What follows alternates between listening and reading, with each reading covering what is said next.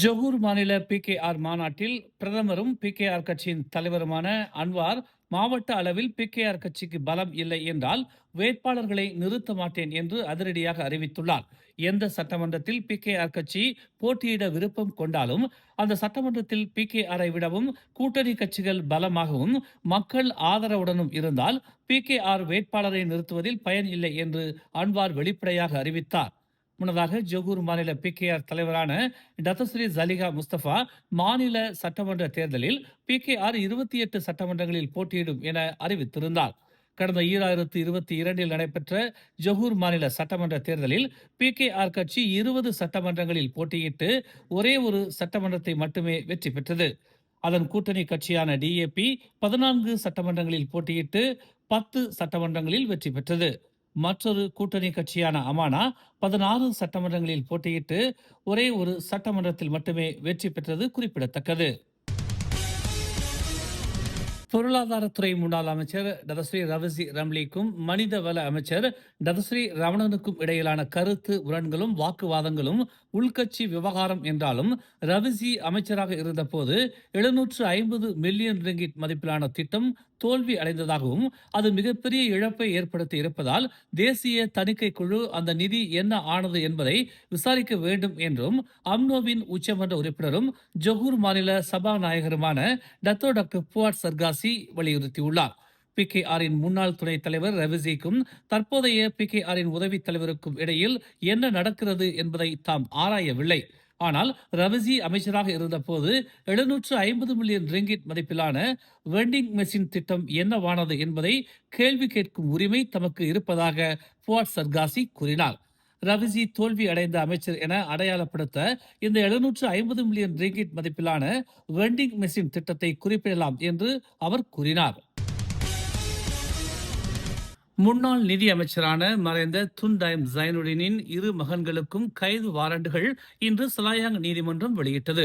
இருவரும் விசாரணைக்கு ஒத்துழைக்காமல் தலைமறைவாகியதால் இந்த கைது வாரண்டுகள் பிறப்பிக்கப்பட்டிருப்பதாக தெரிய வந்துள்ளது.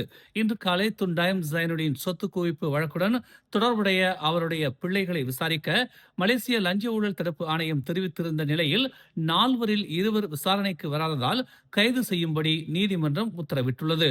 துன் டைம் ஜைனுடீனின் இரு மகன்களான முகமட் அமீர் மற்றும் முகமட் அமீன் ஆகிய இருவரும் பண மோசடியில் ஈடுபட்டதாக நம்பப்படும் நிலையில் அவர்கள் இருவரின் சொத்துக்களை ஒப்படைக்க வேண்டும் என்று MACC வலியுறுத்தியிருந்தது. நேற்று துன் டைமின் மகள் அஸ்னிடா டைம் காலை 10 மணிக்கு விசாரணைக்காக மலேசிய லஞ்ச ஊழல் தடுப்பு ஆணையத்திற்கு வந்திருந்தார். சுமார் 5 மணி நேரம் அவரிடம் விசாரணை மேற்கொள்ளப்பட்ட நிலையில் துன் டைமின் மற்ற 3 பிள்ளைகளும் விசாரணைக்கு அழைக்கப்பட்டிருந்ததாகவும் இன்று விசாரணைக்காக இறுதி நாள் என்பதால் துன் டைமின் இரு மகன்களையும் கைது செய்ய நீதிமன்றம் உத்தரவிட்டுள்ளது. துன் டைமின் பிள்ளைகள் வெளிநாட்டில் வசித்து வருவதாக முதற்கட்ட விசாரணையில் தெரிய வந்துள்ளது. லஞ்சம் வாங்குவதையும் கொடுப்பதையும் சாதாரணமாக நாம் கடந்து விட்டதாக மலேசிய லஞ்ச ஊழல் தடுப்பு ஆணையத்தின் தலைமை ஆணையர் தான்ஸ்ரீ அசாம்பாக்கி கருத்து தெரிவித்துள்ளார். ஊழல் மனப்பான்மையை இயல்பாக எடுத்துக்கொள்ளக் கூடாது என்றாலும் வாய்ப்பு கிடைத்தால் ஊழல் செய்யும் தனிநபர்களின் எண்ணிக்கை அதிகரித்தால் அது நாட்டை பலவீனமாக்கும் என்று அவர் சுட்டிக்காட்டினார். கடந்த 2004ஆம் ஆண்டு தேசிய பல்கலைக்கழகம் மேற்கொண்ட ஆய்வில் 30 விழுக்காடு மாணவர்கள் வாய்ப்பு கிடைத்தால் லஞ்சம் வாங்க தயாராக இருப்பதாக தெரிய வந்துள்ளது.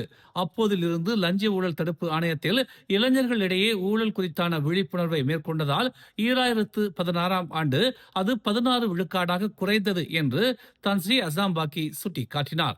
அரசியல்வாதிகள் தலைமையில் இருக்கும் அதிகாரிகளை விடவும் அமலாக்க நடவடிக்கைகளில் இருக்கும் அதிகாரிகள் பெறும் லஞ்சம் நேரடியாக மக்களை பாதிக்கும் என்று அவர் கூறினார். நாடு முதிர்ச்சி அடைகிறதா இல்லையா என்பது ஊழலின் அளவீட்டை கொண்டு நாம் அளவிடலாம் என்று அவர் கூறினார். தீபகற்ப மலேசியாவின் கிழக்கு மாநிலங்களில் புயலுடன் கூடிய அடைமழை பெய்யும் என்று மலேசிய வானிலை ஆய்வு மையமான மெட் மலேசியா எச்சரிக்கை விடுத்துள்ளது. கிழக்கு மாநிலங்களான திரங்கானு, பகாங், ஜொகூர் கடலோர பகுதிகளில் இன்று இரவு முதல் நள்ளிரவு வரையிலும் கனமழை பெய்யும் என்றும் புயல் தாக்கும் அபாயம் இருப்பதாகவும் மெட் மலேசியா தெரிவித்துள்ளது. கடலோர பகுதிகளில் உள்ள பெரும்பாலான மக்களை பாதுகாப்பான இடத்திற்கு மாற்றும் நடவடிக்கைகளை மாவட்ட மீட்புத்துறை மேற்கொண்டு வருவதாகவும், மேல் அதிகமாக அணைகளின் நீர் மேலாண்மை வாரியம் தொடர்ந்து கட்டுப்பாட்டில் இருக்கும்படியும் மெட் மலேசியா வலியுறுத்தியுள்ளது. திரங்கானுவின் பெசூட் உலு திரங்கானு கடலோர பகுதிகளும், பஹாங்கின் குவந்தான் கடலோர பகுதிகளும், ஜொகூரின் மெர்சிங் கோத்தாத்திங்கி கடலோர பகுதிகளுக்கும் புயல் எச்சரிக்கை விடுக்கப்பட்டுள்ளது. பெர்லிஸ் ஆசிரியர் பயிற்சி கல்லூரி மாணவர்கள் இருவர் சுற்றுலாவின் போது கொலம்புடா ஆற்றில் மூழ்கி உயிரிழந்த சம்பவம் சர்ச்சையை ஏற்படுத்திய நிலையில், காவல்துறையின் முழுமையான விசாரணைக்கு கல்வி அமைச்சு பொறுப்பேற்கும் என்று கல்வி அமைச்சர் ஃபத்ரினா சிடேக் உறுதியளித்துள்ளார். உயிரிழந்த 21 வயது கிறிஸ்டோபர் லிங் ஜியா சியாங், ஜோய் லிங் லின் சியாங் இருவரும் 33 மாணவர்களுடன் பயிற்சியில் இருந்த போது நீரில் மூழ்கியதாகவும், சுமார் 1 மணி நேர தேடுதலுக்கு பின்னர் இருவரின் உடல்களும் சடலமாக மீட்கப்பட்டதாகவும் கொலம்புடா மாவட்ட காவல்துறை தலைவர் ஹன்யான் ரம்லான் தெரிவித்தார். கல்லூரியின் பயிற்சியின் போது அவர்கள் நீரில் மூழ்கியதாக முதற்கட்ட விசாரணையில் தெரிய வந்ததாகவும், அவர்களின் குடும்பத்தினருக்கு கல்வி அமைச்சர் ஃபத்ரினா சிடேக் நேரில் சென்று ஆறுதல் தெரிவித்ததாகவும் தெரிவிக்கப்பட்டுள்ளது. காவல்துறையின் விசாரணைக்கு மாநில கல்வி இலாக்காவும் ஆசிரியர் பயிற்சி கல்லூரி அதிகாரிகளும் முழுமையான ஒத்துழைப்பை வழங்குவார்கள் என்றும், இரு மாணவர்களின் உயிரிழப்பிற்கு கல்வி அமைச்சு பொறுப்பேற்பதாகவும் ஃபத்ரினா சிடேக் தெரிவித்துள்ளார். மேலும் செய்திகளை தெரிந்து கொள்ள தமிழ் மலர் இணையதளம், தமிழ் மலர் செயலி மற்றும் மலர் டிவி யூடியூப் சேனலை வலம் வாருங்கள். எங்களோடு இணைந்திருக்க மலர் டிவியை பதிவு செய்து கொள்ளுங்கள். உறவுகள் மகிழ்ந்திட விருப்பம் மற்றும் பகிர்வு சேவையை சொடுக்கிடுங்கள்.